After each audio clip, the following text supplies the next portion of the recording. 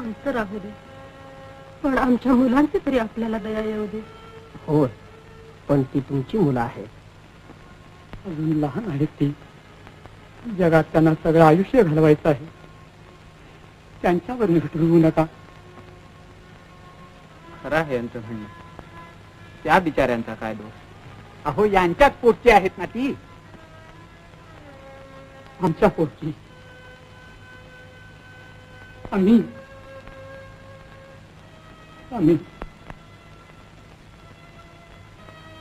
आमच्या अपराधासाठी आम्हाला पाहिजे ते प्रायश्चित्त सांगा.